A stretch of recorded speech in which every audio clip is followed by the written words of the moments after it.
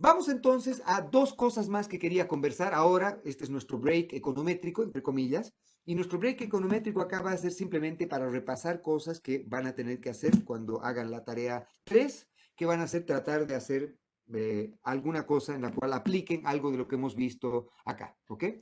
Seguramente en su curso de métodos cuantitativos 3 han visto la generalización de los procesos de series de tiempo para series, para un sistema de variables. Entonces, si ustedes quieren describir la función de distribución conjunta de varias variables, una manera de hacer eso, si es que, por ejemplo, es un sistema que es estable, en el cual la variable hoy día o el conjunto de variables de hoy día puede ser predicho por ejemplo, P rezagos de las variables pasadas. Entonces, en un sistema en el que Y es una sola variable, por ejemplo, la inflación hoy día depende de la inflación de ayer y la inflación de antes de ayer, entonces ese sería un proceso que llamamos autorregresivo de segundo orden, porque Y depende del primer rezago de sí mismo y el segundo rezago de sí mismo. Una generalización de ese tipo de procesos sería cuando, por ejemplo, a mí me interesa no solo describir la inflación, sino, por ejemplo, describir la inflación, el desempleo, el crecimiento, la devaluación, yo qué sé, el empleo, no sé, etcétera, etcétera. Muchas variables que estoy interesado en describir. Entonces, ahora, Y, en lugar de ser una sola variable, es un conjunto de n variables, ¿ok? Es un conjunto de n variables. Entonces acá tengo un vector de n variables en y sub t, donde están todas las variables en el periodo t. Supongamos que donde están las n variables en el periodo t dependen de p rezagos de todas las variables que teníamos antes. Entonces, por ejemplo, la inflación hoy día depende de la inflación de ayer, de la inflación desde ayer, de la inflación P periodos atrás, pero también depende de la devaluación de ayer, de la devaluación de antes de ayer, de la devaluación de P periodos atrás, etcétera. Y así lo mismo para todas las variables que están en nuestro sistema. Y por lo tanto, entonces, un modelo VAR lo que hace básicamente es caracterizar la distribución conjunta de varias variables que dependen de una manera estable de P rezagos, que sería la dinámica, de las mismas variables y de rezagos de otras variables que llamamos también variables endógenas. ¿Ok? También puede depender de variables exógenas, y eso se llaman los modelos var X, que serían en los que incluimos además unos regresores determinísticos fijos exógenos afuera. ¿Ok? Típicamente lo que hacemos a su vez es asumir que la parte no sistemática, que debería ser este U, debiese tener esperanza igual a 0. Una matriz de varianza y covarianza es igual a omega. En este caso, este omega nos dice que, por ejemplo, la sorpresa inflacionaria puede estar correlacionada con la sorpresa de la devaluación y la sorpresa de la devaluación con la sorpresa del crecimiento, etcétera, etcétera. Entonces, en este omega, yo debiese tener que los shocks son tales que hay covarianzas entre los distintos shocks de cada ecuación, pero lo importante es que no haya covarianza entre los shocks en distintos periodos. Entonces, por ejemplo, que la sorpresa inflacionaria de hoy día no me ayude para predecir la sorpresa inflacionaria de mañana o de pasado mañana. Entonces, en el fondo, esta es una generalización de ruido blanco que hemos discutido cuando hemos visto el tema 2. En el tema 2 hemos dicho que, por ejemplo, con expectativas racionales, necesitamos que las diferencias entre lo que pasó y lo que esperábamos que hubiese ocurrido no pueden ser sistemáticas ni predecibles. Acá estamos diciendo lo mismo, pero ahora las sorpresas tienen que ser para todas las n variables. Entonces, la sorpresa en la ecuación de inflación no puede ser sistemática, la sorpresa en la ecuación de desempleo no puede ser sistemática, etcétera, etcétera, etcétera. Y además, que la sorpresa de la ecuación de inflación no puede estar correlacionada con el pasado de la sorpresa de la ecuación de inflación y tampoco con el pasado de las sorpresas de todas las demás ecuaciones. ¿Ok? Sorpresas pasadas de todas las demás ecuaciones. ¿Bien? Este tipo de modelos se puede estimar simplemente haciendo OLS ecuación por ecuación. Entonces les pediría que recapitulen lo que han estimado con su modelo VAR, pero eso es básicamente lo que nos dice esto. ¿Ok? Lo que nos dice esto es simplemente que yo puedo estimar los parámetros de cada una de las ecuaciones del modelo VAR, simplemente haciendo mínimos cuadrados ordinarios, ecuación por ecuación, y voy a obtener estimadores consistentes de los parámetros de acá, y por lo tanto voy a poder describir la dinámica de cada serie en función del pasado de las demás series y de los shocks de todas las ecuaciones del proceso. Una cosa que típicamente nos interesa hacer es evaluar cómo reaccionan los agentes ante shocks no anticipados. ¿Ya? Recuerden que lo que hemos hecho, por ejemplo, en los tópicos que hemos discutido hasta ahora, ha sido justamente decir que los agentes no debiesen reaccionar o ya debiesen haber internalizado en sus decisiones todo lo que es predecible. Con los agentes con expectativas racionales, por ejemplo, como hemos discutido en la cuestión de política de la fijación de inflación, por ejemplo, si esperamos algo, que esperamos que ocurra algo, y ese algo efectivamente ocurre, entonces eso no va a tener efectos reales porque los shocks que tienen efectos son los shocks no esperados. ¿Por qué? Porque todo lo que esperábamos ya ha sido internalizado en las decisiones que hemos tomado. Lo mismo ocurriría en lo de la equivalencia ricardiana, ¿no es cierto? Si sorpresivamente deciden bajarnos o subirnos impuestos, eso no va a afectar acá nuestras decisiones de consumo en este ejemplo. ¿Por qué? Porque sabemos que lo único que afecta a nuestras decisiones de consumo, dado cómo se financia el gasto, es irrelevante cómo se financia el gasto, lo relevante es cómo se genera la secuencia de gastos. ¿Sí? Pero si es que, por ejemplo, los impuestos fuesen distorsionadores, entonces sí van a haber efectos reales de cambiar la secuencia de impuestos. Y por lo tanto, una sorpresa, una reforma tributaria no esperada en el presente o en el futuro, va a afectar nuestras decisiones de consumo. Pero todo lo que nosotros anticipemos no debiese afectar nuestra decisión si es que lo que nos han dicho que iban a hacer ha finalmente ocurrido. ¿Me están siguiendo? Entonces, en principio lo que debiese ocurrir es que lo que nos interesa es evaluar qué es lo que ocurre cuando nos sorprenden. Y eso es justamente una de las razones por las cuales los modelos VAR son útiles, los modelos de series de tiempo son útiles. Porque si tenemos una manera de más o menos decir cómo se comportan distintas series en función de su pasado, y todo esto de acá es el componente sistemático de cómo se comportan, y este U de acá cumple con estas condiciones de acá, es decir, que son efectivamente sorpresas no esperadas con media cero y que no están correlacionadas en el tiempo, entonces podemos nosotros construir lo que se llaman las funciones de impulso-respuesta. Y las funciones de impulso-respuesta nos dicen justamente cómo se modifica la trayectoria temporal de distintas series cuando ha habido un shock no anticipado en alguna serie. Entonces, por ejemplo, si damos un shock no esperado en la inflación, ¿qué efectos va a tener eso sobre la trayectoria futura de la inflación, sobre la trayectoria futura del producto, sobre la trayectoria futura del desempleo, etcétera? Y entonces, lo que podemos hacer con esto es evaluar si es que, por ejemplo, hay efectos reales ante shocks de políticas monetarias o shocks de políticas fiscales. Si es que la autoridad monetaria hace algo que los agentes no esperaban, ¿cuál va a ser la dinámica de la inflación, la dinámica del producto, la dinámica del desempleo, etcétera, ante este shock no esperado? ¿Ok?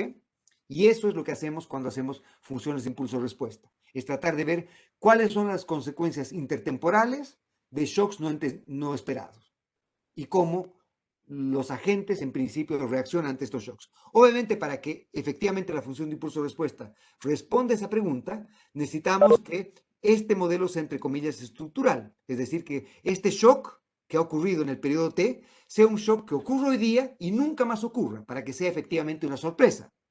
Pero si es que este shock hoy día me modifica permanentemente la manera en que se va a comportar, por ejemplo, la política fiscal, entonces obviamente este shock ahora, hoy día, va a afectar la esperanza de los shocks futuros y por lo tanto dejó de ser una sorpresa porque ahora va a ser predecible y por lo tanto, obviamente,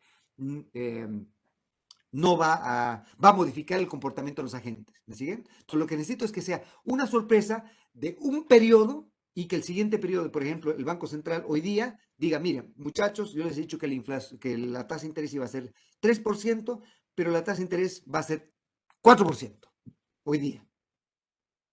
Y por lo tanto, todos esperamos que sea 3 y la inflación ha sido 4.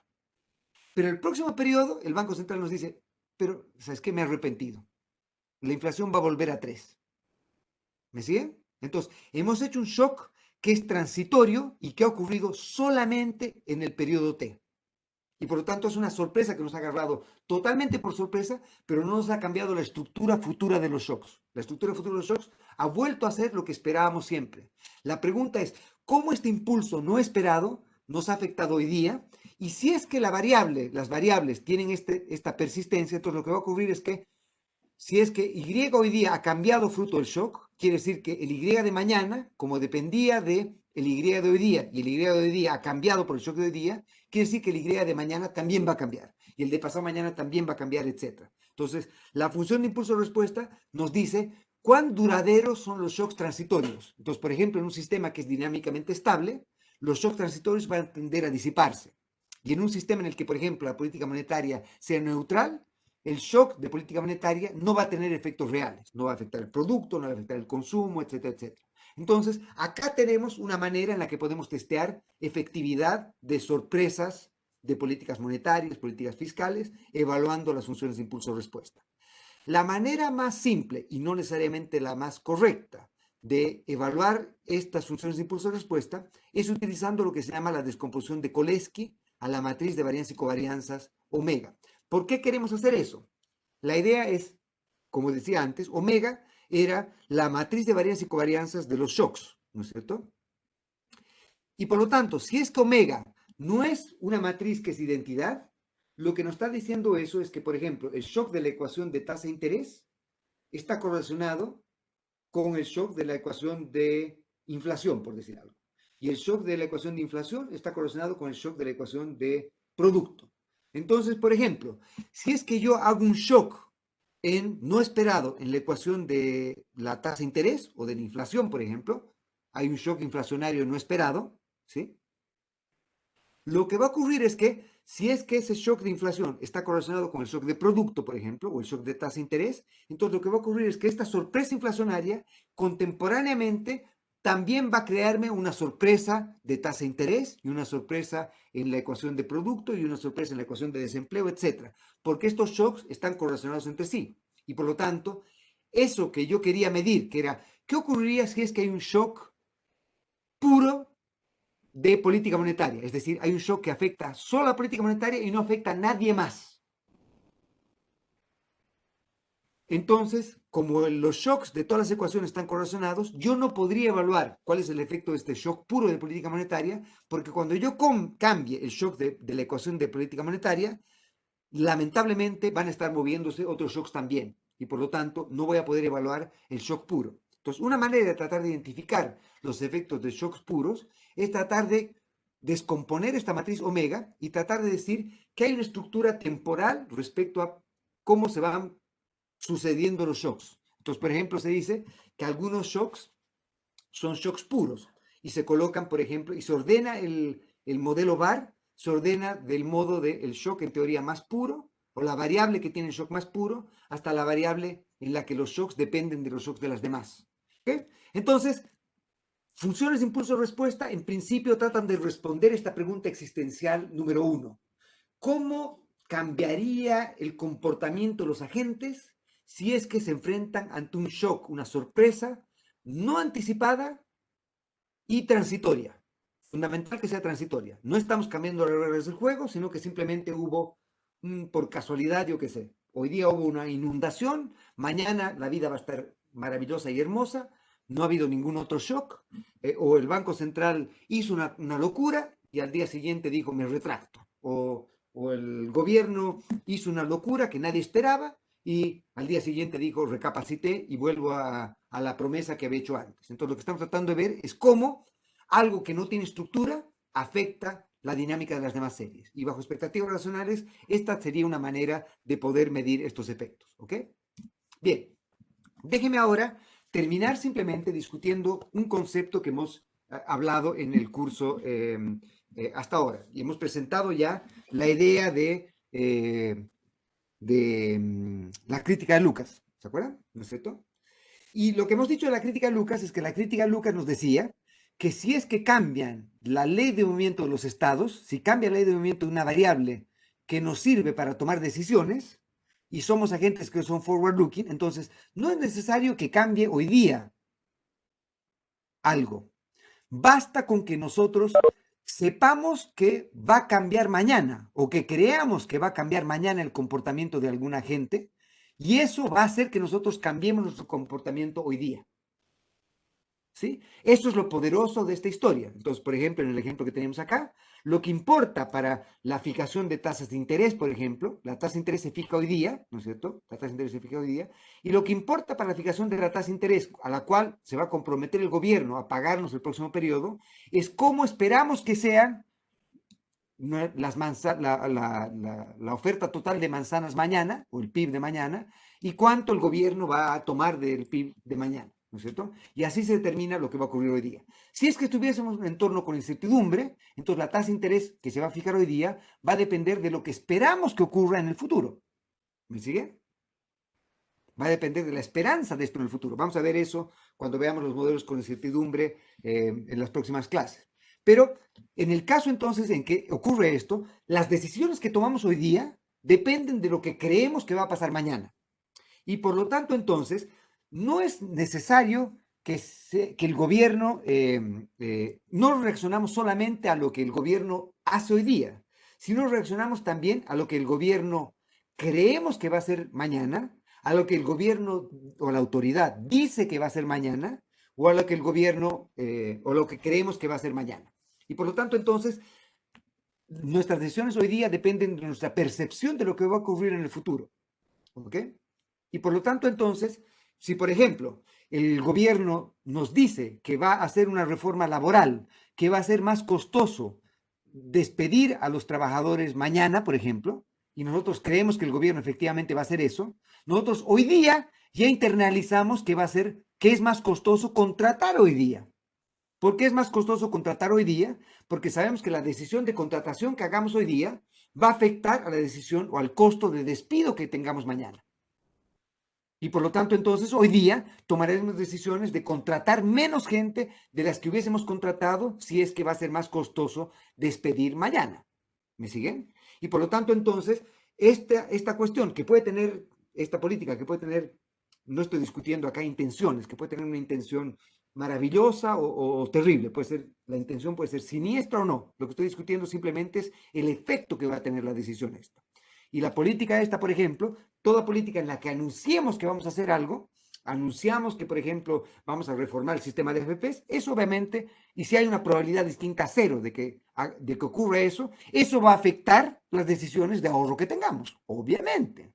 Si es que decimos que, por ejemplo, vamos a aumentar el pilar solidario, lo que va a hacer es que óptimamente vamos a nosotros decidir trabajar en el sector informal o cotizar menos o hacer menos cosas y eso va a crear más lagunas previsionales en el futuro y va a crear esta profecía autocumplida, que es que como estamos ahorrando voluntariamente menos, la pensión que podamos adquirir va a ser menor porque lo que antes eran lagunas previsionales se van a volver océanos previsionales. Y esto es obviamente no producto del sistema, entre comillas, sino es producto del esquema de incentivos creado porque creemos que mañana van a cambiar las reglas del juego y eso va a afectar la manera en que decidimos las cosas hoy día. Lo mismo ocurre con decisiones de inversión, decisiones de empleo, etcétera. Si creemos que, por ejemplo, va a haber una reforma tributaria que va a ser más costoso o redistribuir utilidades, o va a ser más costoso, o va a aumentar o va a haber un cobro de impuestos por ganancia de capitales. Eso obviamente va a afectar a las decisiones de inversión que tomamos hoy día. Todo eso que estoy diciendo entonces no debería ser un shock para ustedes, es simplemente entender la diferencia entre pre-kinder y kinder y una persona adulta, ¿no es cierto? Una persona adulta entiende que obviamente hay trade-offs intertemporales y que los agentes toman en cuenta estos trade-offs intertemporales. Bueno, todo este evangelio es simplemente para decirles que si es que, por ejemplo, Lucas nos dice, si es que la autoridad cambia la manera en que se comporta, por ejemplo, la autoridad nos dice que, nos decía siempre, bueno, yo me comprometo a seguir esta regla de política fiscal y está llegando un momento en el que está buscando una reelección, por ejemplo, o está buscando, o está llegando un momento en que hay elecciones, lo que fuera, y quiere mostrar que es muy cariñoso y quiere construir más cosas y yo qué sé, entonces puede ser que en ese momento decida cambiar la regla que tenía y hacer un perdonazo tributario, aumentar impuestos o alguna cosa de esa. Pero lo que está haciendo implícitamente eso es que está cambiando lo que nos había prometido que iba a hacer. Y al cambiar lo que nos ha prometido que iba a hacer, va a cambiar también la expectativa que nosotros tengamos respecto a lo que va a ser en el futuro. Y por lo tanto, entonces, lo que va a hacer eso es que hoy día va a cambiar las decisiones que nosotros tomamos. Lo que eso quiere decir, traducido a econometría, es que si yo, por ejemplo, tengo una variable Y sobre la que yo decido algo, yo tengo una variable X, que es una variable fuera de mi control, pero que determina mis decisiones, entonces, la función distribución conjunta, la que me caracteriza cómo se mueven Y y X al mismo tiempo, que es esta de acá, yo la puedo descomponer por el teorema de Bayes, siempre, esto seguramente lo han visto en su curso de estadística o en su curso de métodos cuantitativos 2 seguramente. La distribución conjunta yo la puedo descomponer en la distribución condicional por la marginal. Entonces, típicamente ustedes dicen, bueno, ¿cómo se mueven en conjunto? Por ejemplo, mi decisión de invertir y los impuestos que me cobran. Entonces, si me cobran tanto de impuesto, invierto tanto. Si me cobran tanto de impuesto, lo que muestra es el evento conjunto. Entonces me dice, ¿cuál es la probabilidad de que si el impuesto es tanto, la inversión sea tanto? ¿Y cuál es la probabilidad de que si el impuesto es tanto, yo observe que la inflación es tanto? O yo qué sé, o la inversión es tanto. ¿Ok? La función de distribución conjunta yo la puedo descomponer en la condicional por la marginal. Y la condicional me dice, ¿cuál es la probabilidad de que yo invierta tanto, dado que el impuesto ha sido tanto? ¿Sí? Y entonces acá, si el impuesto es tanto, ¿cuánto invierto? Condicional al impuesto. Y la conjunta es el producto de esta condicional por la marginal. Entonces lo que tengo que decir es, ¿cuál es la probabilidad de que yo invierta tanto, dado que el impuesto es tanto, por la probabilidad de que el impuesto sea tanto? Entonces, ¿cuál es la probabilidad de que yo invierta 5% de mi ingreso si es que el impuesto que me cobran es del 10%? ¿Sí? Esta es la condicional, por la probabilidad que el impuesto sea del, no sé cuánto he dicho, 10%, ¿no es cierto? Y por lo tanto, entonces, esto me va a dar la probabilidad conjunta de que yo invierta tanto y que simultáneamente observe ese nivel de impuestos, por ejemplo. ¿Ok? Típicamente, cuando evaluamos políticas, lo que hacemos es correr una regresión como esta. Esto es lo que ustedes están haciendo en la tarea 1 cuando hacen su ISLM, por ejemplo. En la IS dicen el consumo, que sería su Y, depende del ingreso disponible, que depende en este caso del impuesto, ¿no es cierto? ¿Sí? ¿Ok? Y por lo tanto, entonces ustedes encuentran una propensión marginal a consumir. ¿Sí? Y entonces sería, ustedes ahí podrían decir, bueno, si el impuesto es tanto y el ingreso está fijo por ahora, ¿cuánto consumiría? Y ustedes responden, bueno, la derivada del consumo respecto al impuesto es simplemente la propensión marginal a consumir, que hemos llamado C sub 1, creo. Entonces, si yo tengo un estimador de C sub 1, yo podría saber en cuánto va a afectar el consumo que yo, por ejemplo, cobre más impuestos o cobre menos impuestos.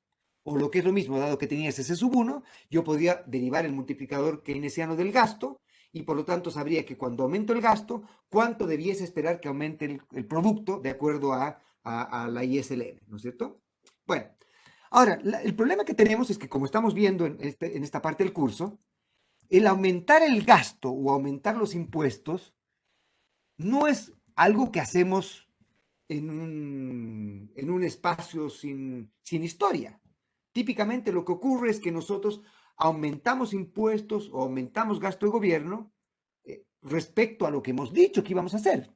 Entonces, en principio, lo que está ocurriendo acá es que, por ejemplo, si es que hemos aumentado impuestos, eso quiere decir que hemos hecho una reforma tributaria. Por ejemplo, cuando hacemos en el multiplicador keynesiano, aumentamos el gasto de gobierno, lo que estamos haciendo, estamos permanentemente aumentando el nivel de gasto. Y si estamos aumentando permanentemente el nivel de gasto, los agentes no debieran internalizar que ha habido un cambio en la política. Y si los agentes internalizan que ha habido un cambio en la política, no debiesen consumir y ahorrar de un modo distinto. Lucas nos dice, eso debiese ocurrir. Y por lo tanto, entonces, el modelito hermoso que hemos estimado acá no debiese servirnos nunca más, que es lo que hemos discutido con la crítica de Lucas. En términos econométricos, lo que Lucas nos está diciendo es básicamente lo siguiente. Si es que cambia la manera en que se genera X, es decir, si es que cambia la ley de movimiento de las X, si es que hay una reforma tributaria, si es que hay un cambio en la política fiscal, si es que viene un gobierno que se preocupa más del gasto corriente, si hay un gobierno que le gusta construir canchitas de fútbol, o hay un gobierno que le guste lo que fuera, o hay un gobierno que quiera hacer una reforma tributaria, lo que va a ocurrir entonces es que está cambiando la marginal de X. Y lo que debiese ocurrir es que cada que cambia la marginal de X o cambia la ley de movimiento con la que se generan las X, los agentes racionalmente debiesen responder a eso. Entonces debiesen decir, me está haciendo reforma tributaria, entonces quiere decir que las cosas están cambiando, quiere decir que los costos relativos intertemporales han cambiado. Por lo tanto, yo tengo que tomar decisiones distintas. Y al tomar decisiones distintas, quiere decir que la función de distribución condicional tiene que cambiar también. Y por lo tanto, los parámetros de esta decisión condicional dejaron de ser constantes. Ya no son los que tenía antes. Los que tenía antes sirven para el status quo, si es que nada cambia, porque yo estoy tomando decisiones en un entorno en el que nada cambia, y por lo tanto todo es previsible, y por lo tanto tomo decisiones en base a las cosas previsibles. Pero lo que hemos dicho, como moraleja de lo que hemos hecho en este curso hasta ahora, en esta parte del curso hasta ahora, es que si es que nos prometen algo y no lo cumplen, hay consecuencias intertemporales para eso. Vamos a decidir cosas distintas, y eso va a cambiar la manera en que tomamos decisiones, en cualquiera de los casos que hemos discutido.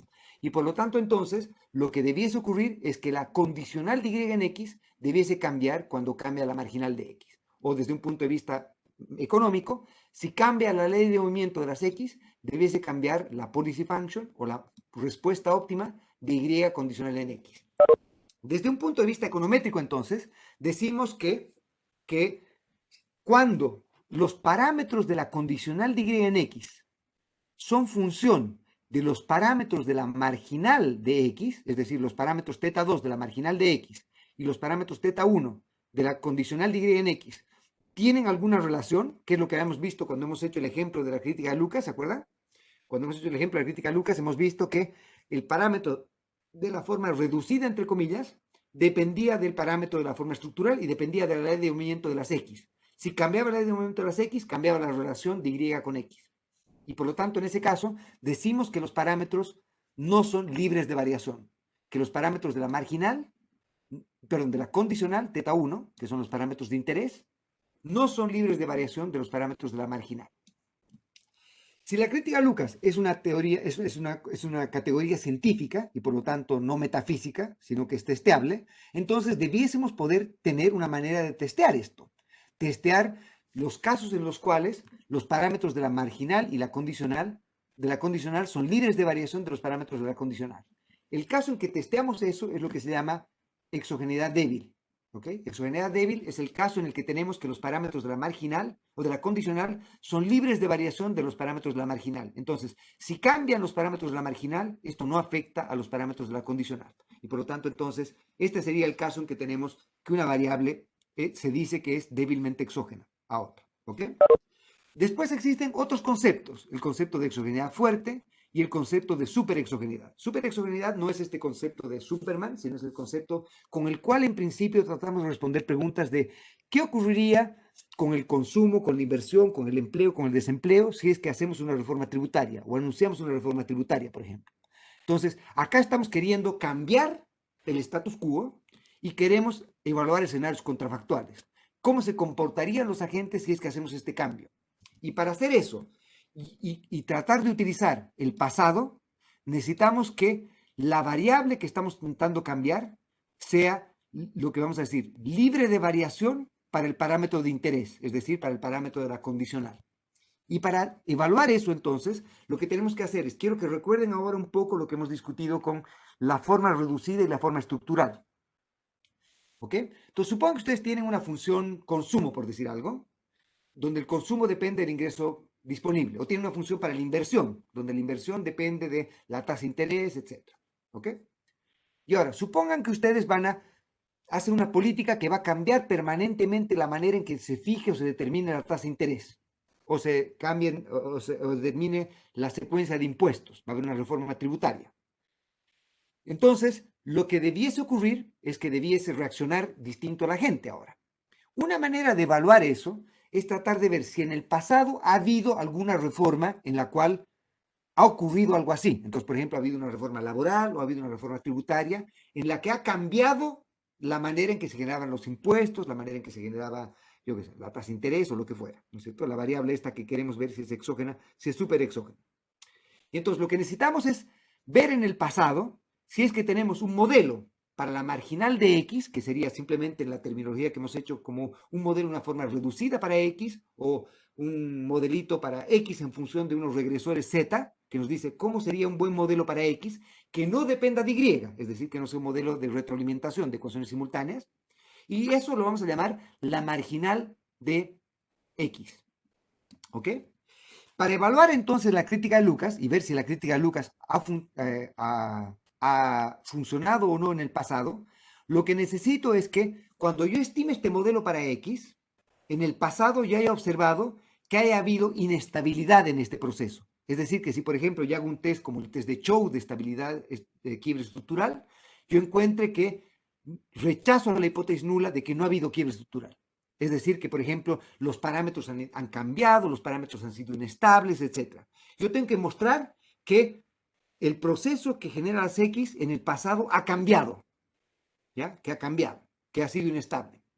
Y ahora, si yo veo la regresión en la que yo tenía Y en función a X, y esa regresión se ha mantenido estable, es decir, que yo hacía los test de inestabilidad o de quiebre estructural, y yo encuentro que no rechazo la hipótesis nula de que no ha habido quiebre, de que el proceso es estable, o de que los parámetros no han cambiado, si yo no rechazo la hipótesis nula, entonces yo tengo el caso en el cual, pese a que han habido cambios en la marginal de X, la condicional de Y en X se ha mantenido estable. Y en ese caso, entonces, para el tipo de intervenciones que he visto en el pasado, la crítica de Lucas puede rechazarse.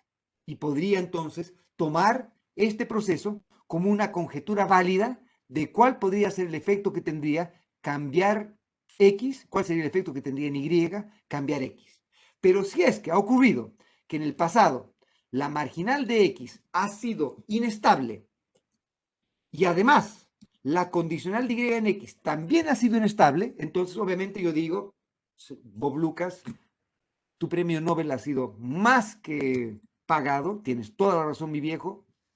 Cuando cambia la ley de momento de las X, cambia la manera en que Y se relaciona con X y por lo tanto, Bob, tienes toda la razón, la crítica de Lucas funciona y por lo tanto yo no puedo utilizar esta regresión que tengo, por muy bonita que sea, por muy lindo que sea el R cuadrado, todo sea muy bonito. Yo no puedo utilizar este modelo para poder predecir el efecto que va a tener sobre Y un cambio de X y por lo tanto no puedo utilizar este modelo para evaluar políticas. Cuando tampoco puedo decir nada. No podría decir nada, por ejemplo, cuando quiero hacer una revolución en las X, y en el pasado no ha habido ninguna revolución en las X. Por lo tanto, en el pasado, la marginal de X ha sido estable. Yo no he encontrado ningún quiebre, ninguna cosa rara en las X, y por lo tanto, entonces, obviamente debiese ser el caso que la condicional de Y en X tampoco debiese haber cambiado, debiese ser estable. Si es que la condicional de Y en X es estable y la marginal de X también es estable, entonces obviamente yo no he podido evaluar cómo se va a comportar Y cuando cambie X, que es lo que estoy queriendo hacer cuando hago mi revolución. Y por lo tanto, yo no puedo decir que lo que he utilizado en el pasado me va a servir para predecir lo que va a pasar en el futuro.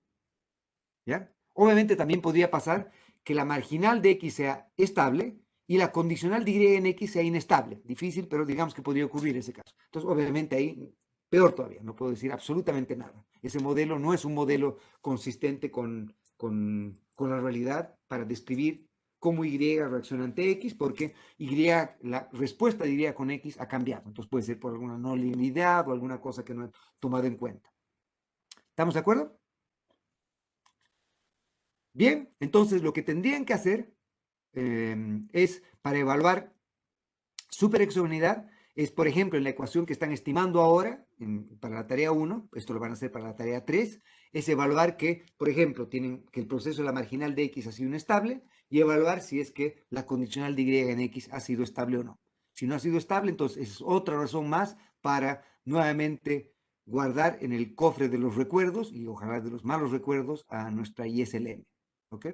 Porque otra vez estamos simplemente subestimando la capacidad que tienen los individuos de poder reaccionar ante cambios en las políticas. Y esta es la moraleja de lo que hemos hecho en esta sesión.